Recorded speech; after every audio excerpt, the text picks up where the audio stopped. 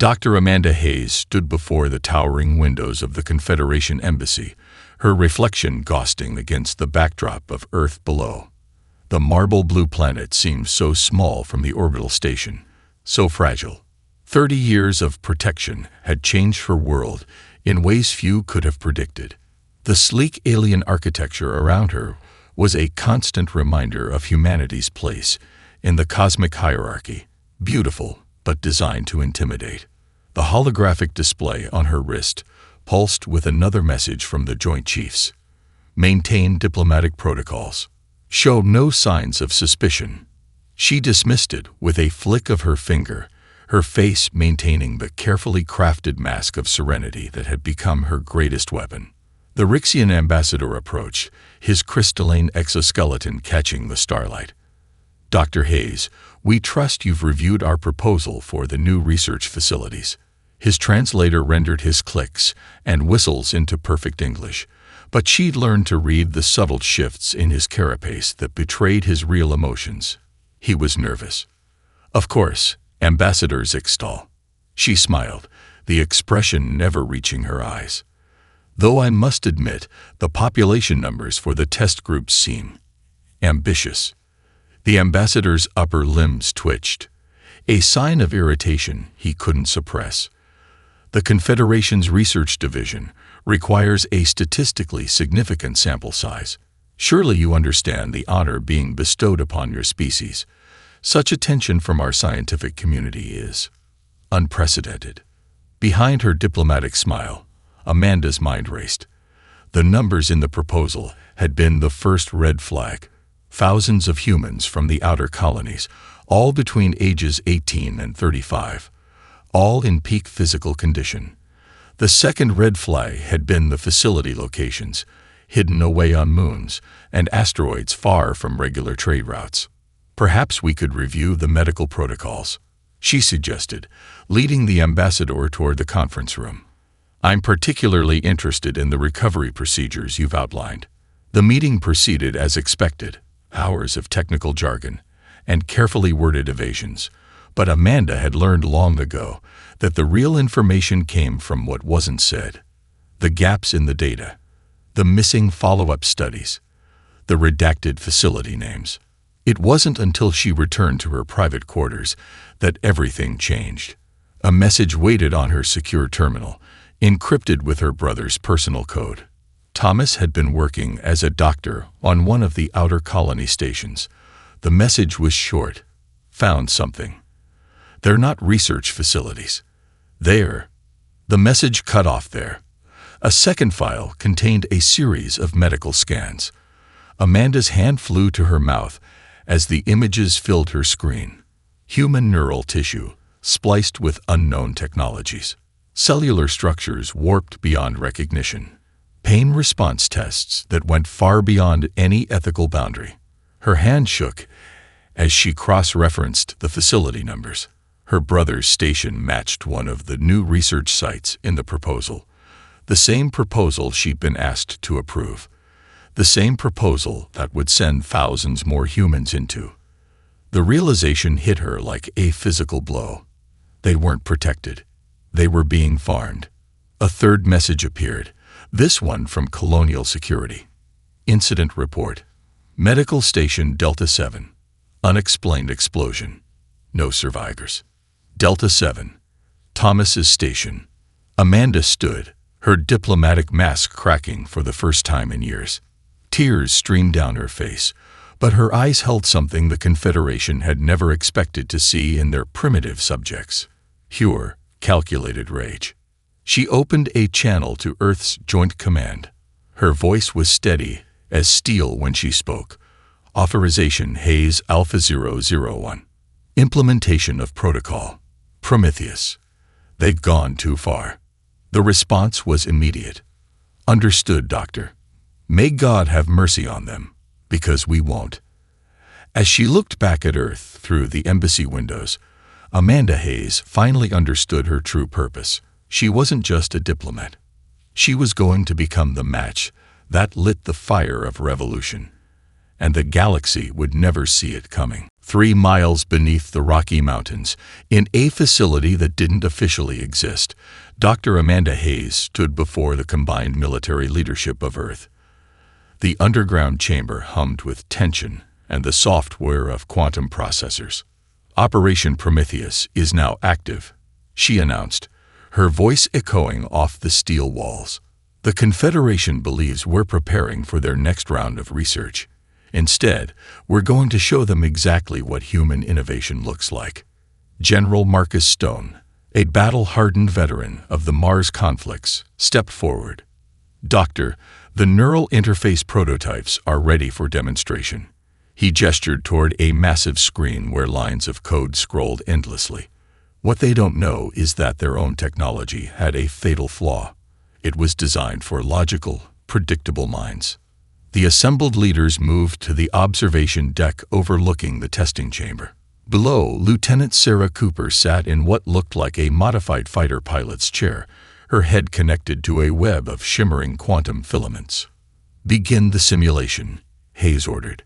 The air around Cooper shimmered as holographic targets appeared, moving with the impossible speed of Confederation fighter craft. What happened next drew gasps from even the most hardened military officers.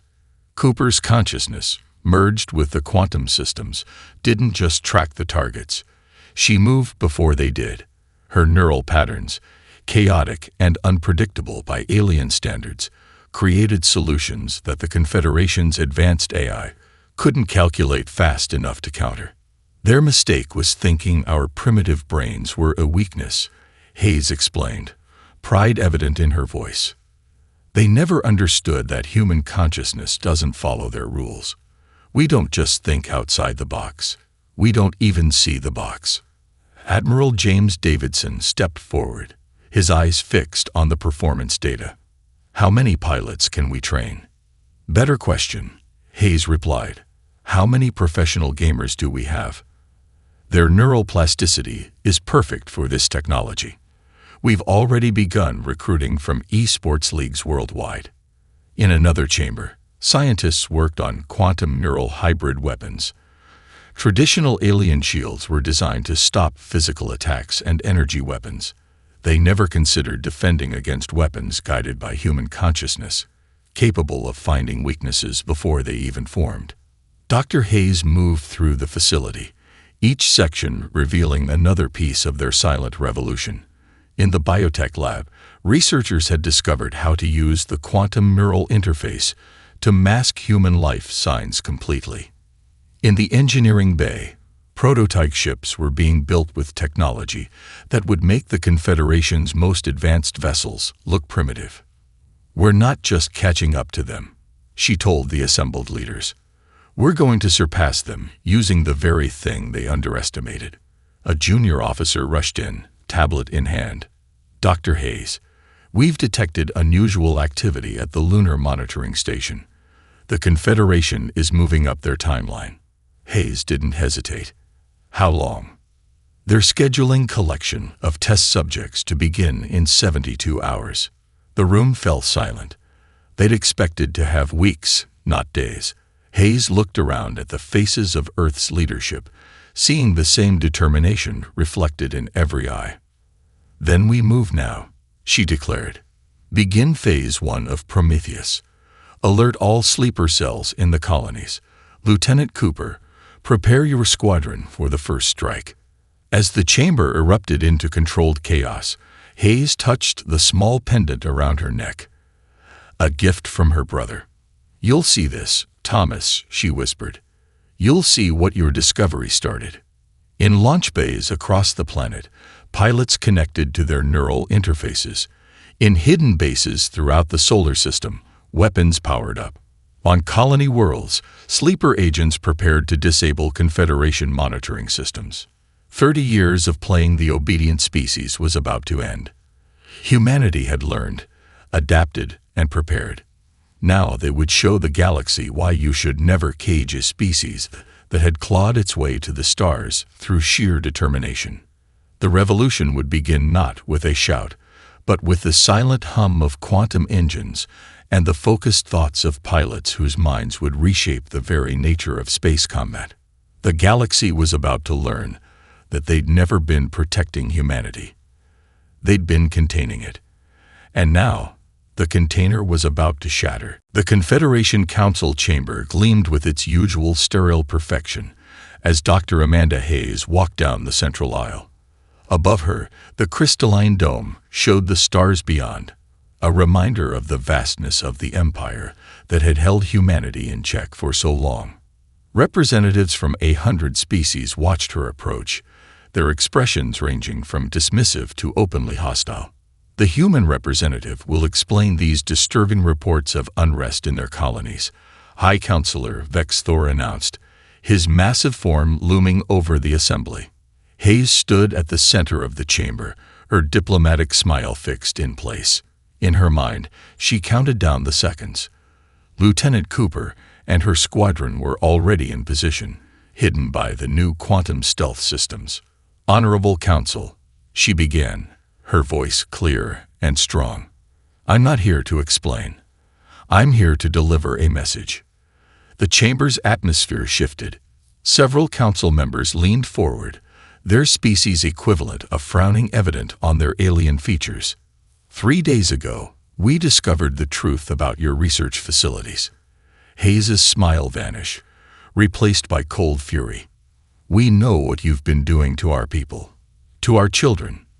Vex Thor rose, his crystalline exoskeleton flashing warning colors. "You forget your place, human. Your species exists because we allow it." "No," Hayes said softly. "We exist because you failed to understand what you were dealing with." She raised her hand, a simple signal that set everything in motion. Throughout the station, hidden quantum transmitters activated. The Council's supposedly impenetrable defense systems went dark. Right now, human forces are taking control of every monitoring station in the Sol system. Hayes' voice carried through the suddenly silent chamber. "Your research facilities, they're being liberated as I speak." The Council erupted in chaos. Security forces rushed in, energy weapons ready. But when they tried to fire, nothing happened. Their advanced technology, designed to be foolproof, had been turned against them by human neural hackers. Through the dome above, streaks of light appeared. Lieutenant Cooper's squadron decloaked, their ships moving in formations that defied the laws of physics as the Confederation understood them. Each vessel was piloted by a human mind merged with quantum systems, creating flight patterns that no AI could predict or counter. "Impossible," a council member shrieked. Their technology was controlled. "Limited." Hayes laughed, the sound echoing through the chamber. "You limited our ships, our weapons, our expansion. But you never understood that humanity's greatest asset isn't our technology, it's our minds." On the main display, reports flooded in from across the system. Confederation warships found themselves disabled by weapons that struck before their sensors could detect them. Defense stations went dark as human neural quantum viruses overwrote their systems. "Consider this our declaration of independence," Hayes announced. "But more than that, consider it a warning. You should have left us alone. You should have let us develop naturally. Instead, you caged us, experimented on us, and forced us to adapt." She gestured to the windows, where Cooper's squadron was performing maneuvers that made several council members visibly ill. "What you're seeing is just the beginning. Humanity is free now, and we will never submit to your authority again." The High Counselor, his colors now pale with fear, found his voice. You cannot hope to stand against the full might of the Confederation." Hayes reached the chamber's exit, pausing only to look back at the assembled council. "We're not standing against it. We're going to dismantle it, piece by piece, until every species you've oppressed is free. You wanted to study human potential. Congratulations, you're about to experience it firsthand." As she left the chamber, the first reports of colony worlds declaring their independence began to pour in. The revolution had begun, not with a single battle, but with 1,000 precise strikes that shattered the Confederation's illusion of invulnerability. Humanity had been patient. They had learned. They had prepared. And now, they would show the galaxy why you should never underestimate a species that had built civilizations through sheer force of will. Admiral James Morrison stood on the bridge of the ESS Defiant, Earth's first quantum neural hybrid warship, watching as the news of humanity's rebellion spread across the galaxy like a solar flare. The holographic display before him showed hundreds of communication signals racing between Confederation worlds, each one carrying the same message. The impossible had happened. "Sir," his communications officer called out, "we're receiving transmissions from everywhere. It's not just the Confederation chatter. Other species are trying to contact us." Morrison smiled. Dr. Hayes had predicted this, the moment when fear and hope would begin their dance across the stars. "Put the most urgent ones through to my private channel. And get me Lieutenant Cooper's squadron status." The battle for the Sol system had been swift and decisive. Cooper's Wolf Pack, as her squadron had come to be known, had demonstrated combat techniques that left veteran Confederation commanders in disarray. Their ships moved like ocean predators, breaking every rule of space combat the galaxy had established. Wolfpack Actual, reporting. Cooper's voice came through, clear and confident. "You need to see this, Admiral. Sending visual now." The main display shifted to show a Confederation battlecruiser, dead in space. But what caught Morrison's attention was the smaller ship approaching it. A vessel of clearly non-human design, its hull bearing the marks of a species he recognized as the Nexari, one of the Confederation's other protected races. "They're asking for asylum," Cooper reported. "Their entire crew. They say they've been waiting for someone to stand up to the Confederation. Sir, they have intelligence about other research facilities." Morrison's expression hardened. More facilities. More victims. More reasons why the revolution wasn't just about humanity anymore. Bring them in. Full honors. The next few hours brought more surprises. Ships from a dozen different species, all supposedly content under Confederation rule, began appearing at the edges of the Sol system. Each carried similar messages. They wanted to learn, to fight, to join what was quickly becoming more than just a human revolution. In his private command center, Morrison reviewed the combat footage from the initial uprising. Human ships, moving in formations inspired by Earth's natural predators, had torn through Confederation defenses like paper. The neural quantum interface had turned each pilot into a force of nature, their human intuition enhanced by technology, in ways the aliens had never imagined possible. "Admiral," his executive officer interrupted, "Dr. Hayes is ready for Phase 2. Morrison nodded, bringing up the strategic display. Across it, hundreds of points of light represented potential allies, resistance cells, and Confederation weaknesses. "Tell all commands, Operation Wildfire is go. Let's show the galaxy what happens when you push humanity too far." The Defiant's engines hummed to life as Cooper's Wolf Pack formed up around it. Behind them, ships of various designs and species fell into formation, creating an armada unlike any the galaxy had ever seen. "All ships," Morrison broadcast, "this is no longer just humanity's fight. Every species that has suffered under the Confederation's protection deserves their freedom. Today, we begin teaching the galaxy's greatest predators what it means to become the prey." The fleet jumped to quantum space, their destination the first of many Confederation strongholds. As they traveled, more messages poured in from across the stars. Species after species, watching humanity's success, found their own courage to rise up. On the bridge of the Defiant, Morrison watched his tactical display light up with new allies and targets. The Confederation had created their own worst nightmare. They had given the galaxy a common enemy, and humanity had given them the means to fight back. "Sir," His tactical officer called out, "First target in range.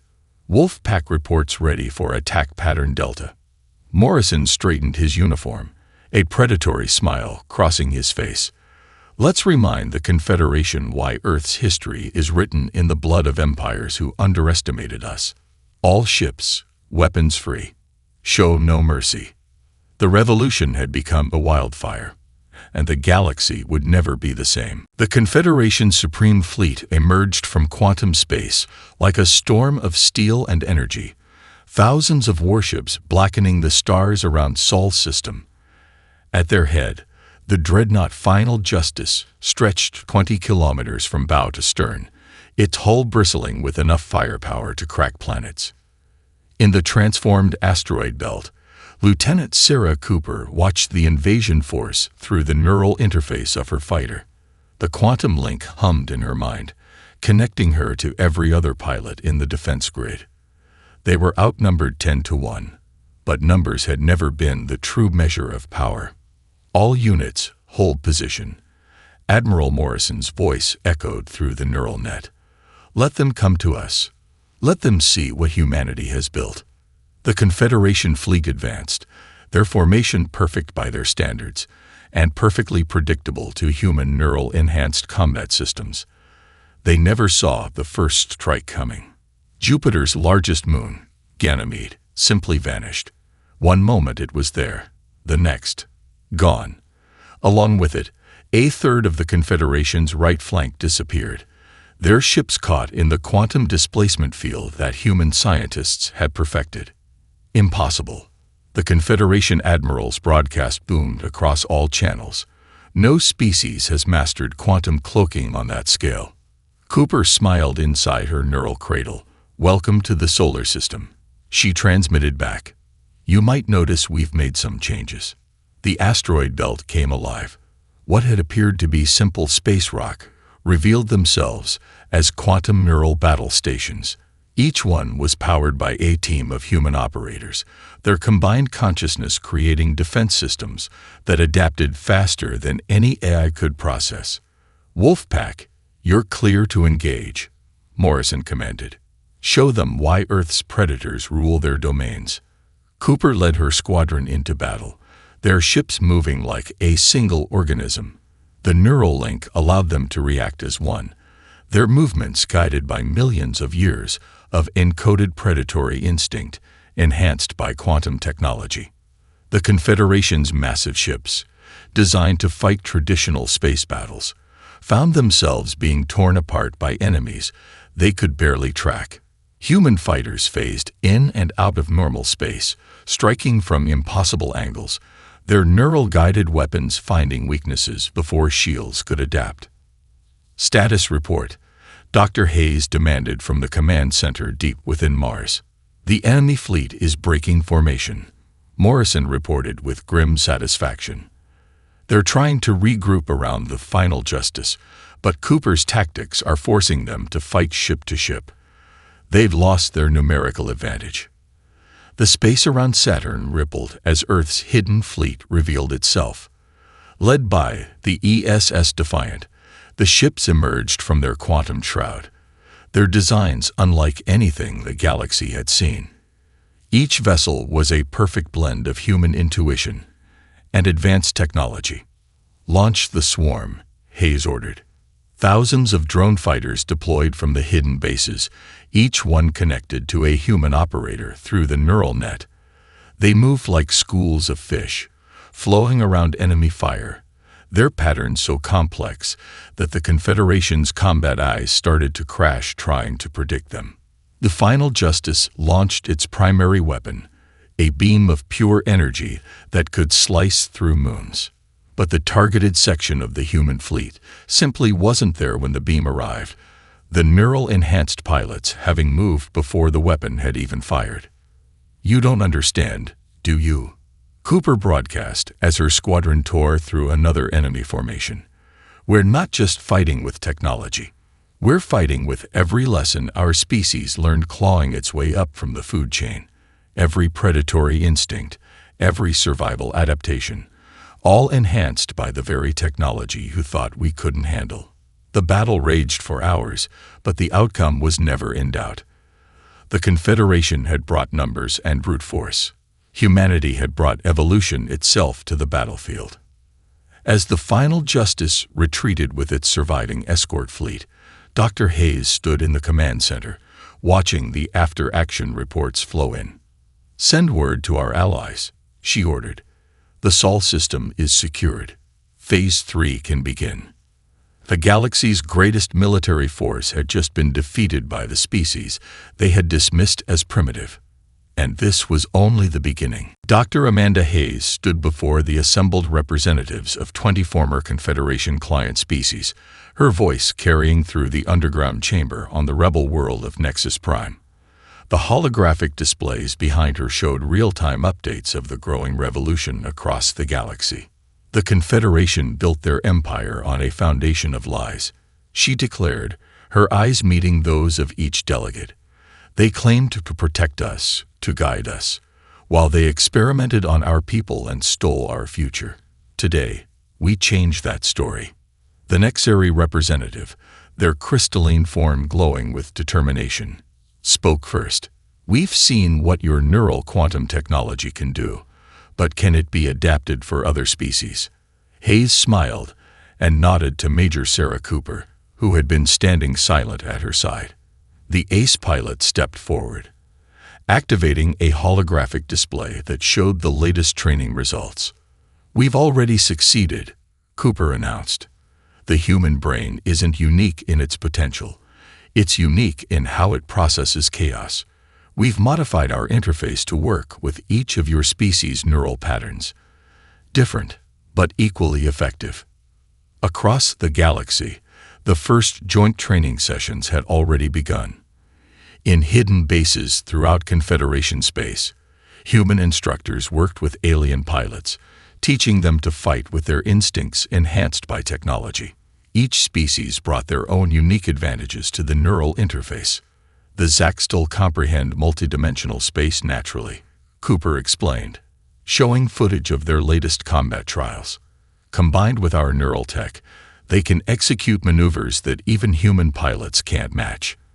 The Nexari's crystalline neural structure lets them process quantum data faster than we ever could." But the revolution wasn't just about combat. In laboratories throughout Allied space, scientists of different species worked together, combining their knowledge in ways the Confederation had always forbidden. Centuries of enforced isolation were breaking down as each race shared their unique perspectives and technologies. "Incoming priority message," an officer called out. "Major Cooper, your special operations team has breached the facility on Outpost 7. The main display shifted to show live footage from a Confederation research installation.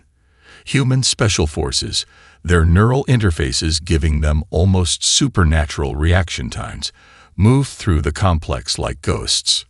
Behind them came medical teams from a dozen species, each bringing their own expertise to help the victims they found.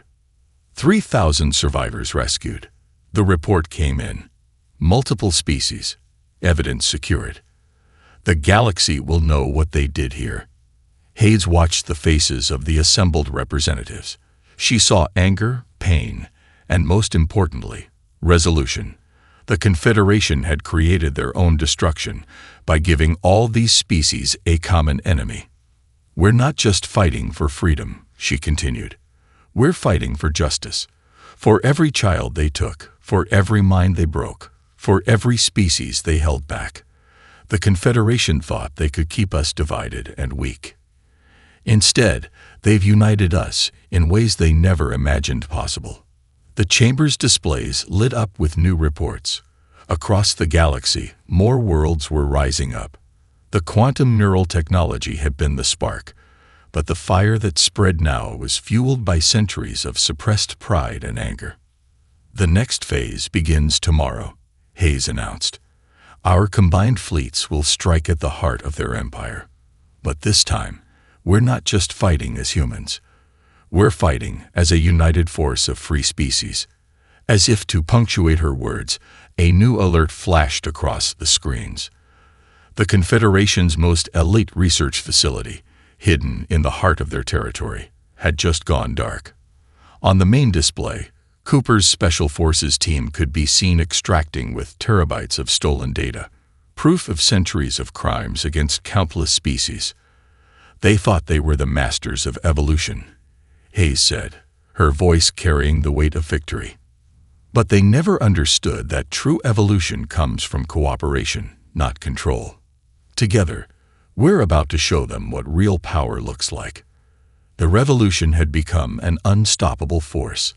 The galaxy was changing, not just through force of arms, but through the combined will of species who had finally found their voice. The Confederation's greatest nightmare had come true. Their victims had not only learned to fight back, they had learned to fight together. The Supreme Council chamber of the Confederation lay in ruins, its once perfect crystal dome shattered, the stars above bearing witness to the end of an empire. High Counselor Vex Thor, his exoskeleton cracked and dulled, faced Dr. Amanda Hayes across the debris-strewn floor. "You leave us no choice," he snarled, his translator struggling to convey the depth of his rage. "If we cannot rule the galaxy, we will burn it to ash." Behind him, the massive holographic display showed the Confederation's final weapon, the Star Killer, a fleet of massive ships, each carrying a device capable of triggering artificial supernovas, was approaching the Sol system. "Your own worlds will burn too," Hayes said quietly, her neural interface humming, as she coordinated with forces throughout the galaxy. "Your people will die. Better extinction than submission to primitives," Vex Thor declared. "You have 1 hour to surrender, or we detonate Sol's sun. Your species' cradle will become its tomb." Aves smiled then, an expression that made several council members step back. "You still don't understand what you're dealing with, do you?" She tapped her neural interface, opening a channel to Admiral Morrison. "Show them."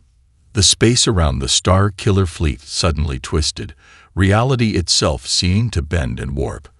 Lieutenant Cooper's voice came through all channels. "Time dilation field activated. Target fleet is now experiencing time at 1/1,000,000th normal speed." The council chamber erupted in chaos. "Impossible," Vex Thor screamed. "No species has ever mastered temporal mechanics." "Because you never let them try," Hayes countered. "You were so busy keeping everyone under control that you never wondered what would happen if we combined our knowledge. Human neural patterns, Nexari crystal technology, Zaxtal dimensional understanding. Together, we've done what none of us could do alone."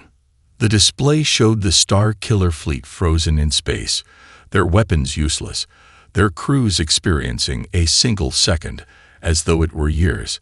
Around them, the combined fleet of the free species moved with impunity. "This is your legacy," Hayes continued, walking toward the broken council throne. "You pushed us all so far that we had no choice but to transcend your limitations. You created the very weapon that would destroy you. Unity."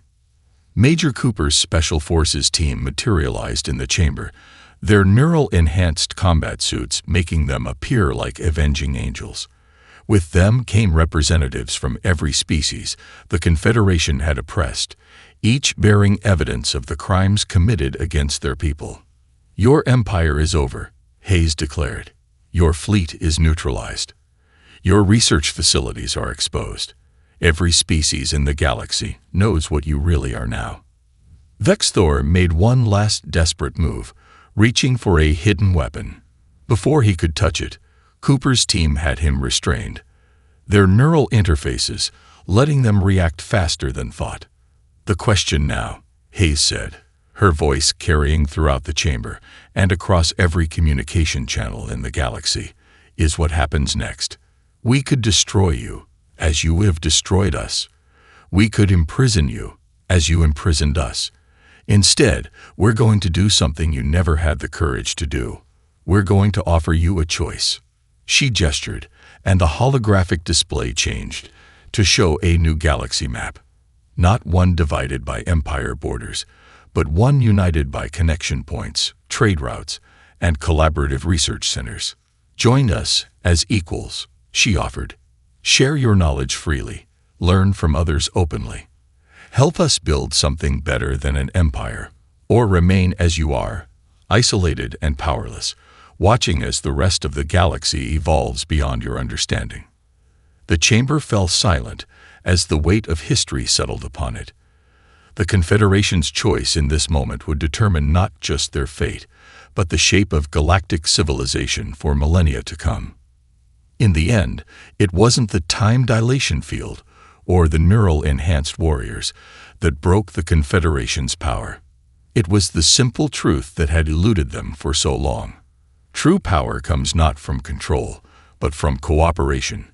Not from superiority, but from synthesis. 5 years after the fall of the Confederation, the Great Hall of Unity on Earth sparkled under the light of 1,000 suns, its quantum crystal walls reflecting the combined knowledge of 100 species. Dr. Amanda Hayes stood at the podium, looking out over the first graduating class of the Galactic Academy of Sciences. Before her sat students from every corner of the known universe, former Confederation worlds, independent systems, and even some species that had hidden from galactic society until now. Each one represented a dream that had once been forbidden, the free exchange of knowledge and ideas. When I stood in the Confederation Council chamber 5 years ago, she began, her voice carrying to every corner of the vast hall. I offered them a choice between evolution and extinction. Today, I see the results of that choice before me. In the front row, Lieutenant, now Admiral, Sarah Cooper sat beside a young Nexari crystal form, both wearing the insignia of the United Fleet Command. Their neural interfaces glowed with the same frequency, a symbol of the technology that had been refined and shared rather than hoarded. Our victory wasn't won through destruction, Hayes continued. It was won through understanding. Each species here today brings something unique to our collective knowledge. Human intuition, Nexari crystal manipulation, Zaxtal dimensional thinking. Together, we've advanced further in 5 years than the Confederation did in 5 centuries. The holographic displays around the hall showed images from across the galaxy. The first successful time dilation cities, where different species could live together despite their various temporal needs. The neural-enhanced medical facilities that could heal injuries once thought permanent. The deep space exploration teams, combining multiple species perceptions to navigate realms no single race could comprehend alone. But our greatest achievement, Hayes said, her hand touching the memorial pin she still wore for her brother, isn't in our technology. It's in our understanding that true power comes from diversity. Every species, every perspective, every different way of thinking adds to our collective strength. Admiral Morrison, now the Supreme Commander of the United Fleet, stood and raised his hand. The graduating class rose as one, their neural interfaces creating a spectacular light show as hundreds of different species thought patterns harmonized in a display of unity. You are the first generation to grow up in a truly free galaxy, Hayes declared. The challenges you'll face won't come from oppression or control, but from the frontiers of knowledge themselves. You'll push the boundaries not because you're forced to, but because you choose to. In orbit above, the ESS Defiant, now a museum ship, floated alongside vessels of every design and origin. Each one represented a chapter in the story of how the galaxy had changed, how fear had been replaced by curiosity, control by cooperation. The universe is vast, Hayes said, her voice carrying the weight of experience and the light of hope. But it's not our enemy. The greatest barriers we face aren't the physical laws that govern reality, but the mental laws we choose to accept. Together, there is nothing we cannot achieve. As she finished speaking, a new alert appeared on the neural network. The deep space teams had discovered signs of another civilization, far beyond the known galaxy. But unlike the Confederation of old, the United Species approached this news not with fear or thoughts of control, but with excitement and curiosity. Class of 2162. Hayes concluded, "You carry with you not just your own dreams, but the dreams of every species that dared to imagine a better future. Go forth not to conquer, not to control, but to learn, to share, and to grow. The stars are no longer our limit. They are our beginning." As the celebration began, Hayes looked out over the crowd of unified species and smiled. Humanity had indeed taught the universe to fear them, not through terror or domination, but through the unstoppable power of unity, innovation, and the unquenchable desire to reach for the stars.